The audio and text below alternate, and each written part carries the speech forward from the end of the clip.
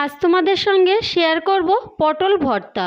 পটল ভর্তা বানাবার জন্য বেশ কিছু পটল নিয়ে পটলের গাটা একটু চেঁচে দু টুকরো করে এভাবে কেটে ধুয়ে পরিষ্কার করে নিয়েছি। পটলের মধ্যে দিয়ে দিচ্ছি হাফ চামচ লবণ, হাফ চামচ হলুদ। নুন হলুদটা পটলের গায়ে খুব ভালো করে মাখিয়ে নেব। একটা প্যানে কিছুটা তেল গরম করে এবার দিয়ে দিচ্ছি নুন হলুদ মাখিয়ে রাখা পটলগুলো দিয়ে পটলগুলোকে একটু উল্টে পাল্টে ভেজে নেব। পটল ভাজবার সময় গ্যাসের আঁচটা একটু মিডিয়াম আঁচে রেখে পটলগুলো ভাজবো, যাতে পটলগুলো খুব ভালোভাবে সিদ্ধ হয়ে যায়। ভিডিওটি ভালো লাগলে লাইক কমেন্ট শেয়ার করবেন। ফেসবুক থেকে দেখলে পেজটি ফলো করবেন।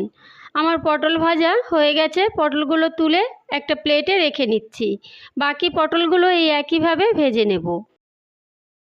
পটল ভাজা ওই একই তেলের মধ্যে দিয়ে দিচ্ছি দুটো শুকনো লঙ্কা একটু ভেজে নিয়ে দিয়ে দিচ্ছি পেঁয়াজ আর রসুন। পেঁয়াজ আর রসুনটাকে এবার একটু ভেজে নেব, তবে খুব বেশি লাল করে কিন্তু পেঁয়াজ আর রসুন ভাজবো না, একটু কাঁচা কাঁচা রেখে পেঁয়াজ রসুনটাকে একটু ভেজে নামিয়ে নেব। ভেজে রাখা পটল আর ভেজে রাখা পেঁয়াজ আর রসুন এই মিক্সচার বাটির মধ্যে দিয়ে এবার এটাকে খুব ভালো করে একটু ব্লেন্ড করে নেব। ব্লেন্ড করে নেওয়া পটলটা একটা পাত্রের মধ্যে নিয়ে এবার এর মধ্যে দিয়ে দিচ্ছি ভেজে রাখা আরও কিছুটা পেঁয়াজ। এবার পেঁয়াজ দিয়ে ভালো করে এটাকে মিশিয়ে নিয়ে গরম গরম সার্ভ করব পটল ভর্তা। আমার এই ভিডিওটি ভালো লাগলে লাইক কমেন্ট শেয়ার করবেন।